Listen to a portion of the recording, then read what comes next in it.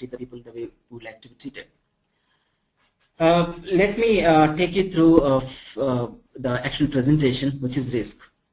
I believe all of us will take the risk, and to define the risk, it is an uncertain event or condition that would impact the project. When I say impact, either it could be both positive or negative. So I'll talk about the positive risk a little later, but mainly we would associate risks with the negativity. What I mean by, suppose if you do something which is probably not very good for us, then if it results in which is a negative outcome, then we'll say it is a negative thing. But again, if you do something, if it brings some profits to us, then we might look at it as a positive thing. I believe you would have gone through something called a SWOT analysis, which is strength, weakness, opportunities, and then threats. If I say opportunity and then threat, now what happens is when the risk is negative, that could be a threat, and if risk is positive, that could be an opportunity. I will touch upon SWOT analysis a little later into the presentation. So you can see the picture here, which is Mr. Gautam Gambhir is playing against Sri Lanka. What he's trying to do is doing a dive. The reason, I mean, it's a risky dive, but however, he wants to do that because he does not want to get run out. And I had put this picture because I believe you can understand, you follow cricket very well. As you know, in cricket, the batsman takes the more risk. Why I'm saying that batsman takes more risk is batsman. There are 11 ways a batsman can get out in cricket. I'm not going to talk about all the 11 things. But when it comes to bowler usually in an over gets 6 opportunities to make sure that either the main objective of the bowler is to either to reduce the runs or to get the batsman out. Versus batsman, each ball the batsman has to face. The positive thing is the batsman can hit for a 4 or 6 or few runs. Otherwise, there are 11 opportunities the batsman might get out. So the kind of risk a batsman will take is quite higher.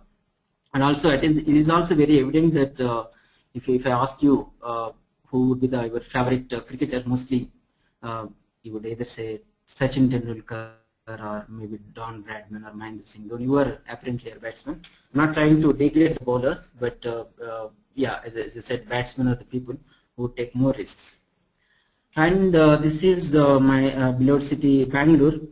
You can see the traffic, and I believe in Bangalore, coming to office is also a risk. The reason being, you can see if you're driving a car, you will be surrounded with many vehicles. It's like very similar to 360 degrees feedback. Anybody can come and then say that you are not doing the right thing. Very similar to the traffic as well. So there is no, suppose here, what happens is if somebody starts from home, there is no guarantee that they're going to reach office safely. It's not that threatening, but you can see the traffic here. I'm sure if any of you are from Bangalore, you'll be able to make sense. Of course, marriage is a risk. The reason being, when you're getting married, it's very difficult for us to know how the person is going to behave because you need to spend another 50, 60 years with the person. So it is surely a risk. As someone also said, marriage is a lottery because we do not know what's going to happen. So this is also a risk. One more thing, if you invest in stock market, it's a risk. The reason being, whenever there is a transaction in stock market, either buyer or seller, it is believed that one person would do the mistake. Suppose, give an example. Suppose if I am buying a share for 100 rupees, obviously this 100 rupees is the money who is the seller is going to sell to me.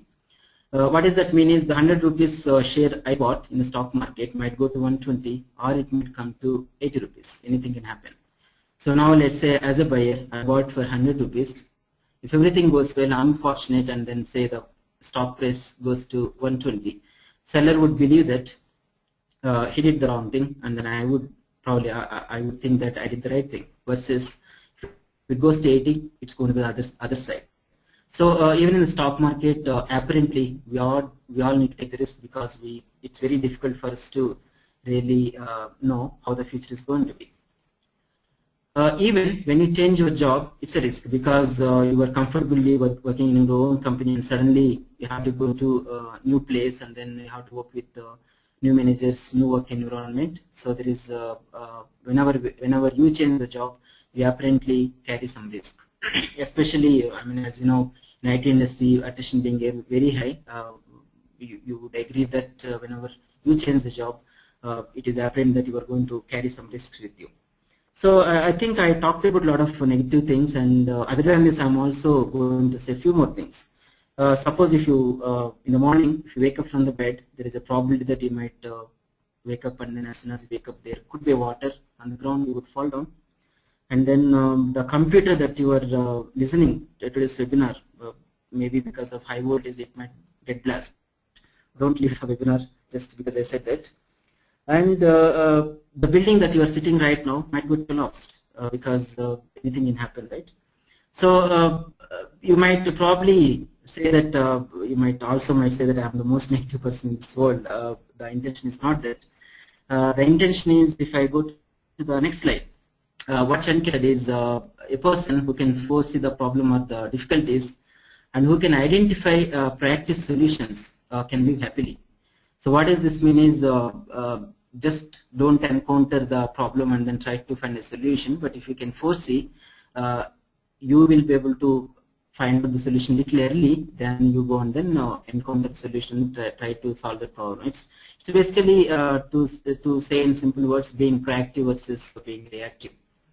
But having said that, as I also said that I started sharing a lot of negative things. So now the reason for saying this is, suppose if you take as an example of a cat. I'm not sure if you own a cat at home. Cat, what it does is, cat when it is drinking milk, it just closes the eyes and then drinks. The reason being, it just wanted to enjoy that moment. However, it will not be able to see if somebody is coming to beat the cat. The reason being, I mean, obviously it doesn't want to do that, because if cat starts doing it, then it will not be able to enjoy the milk. But having said that, probably for the short-term gain, it might be sacrificing the long-term gain, which means that probably if somebody sees it, they might come and kill the cat. So that is the reason we need to really look at what is the best way that we can manage the risks. So now let me take you through. I believe now you understood what is the risk, and then why we need to find out right risk management plans. Let's look at what I mean by risk management plan. That is the second thing here.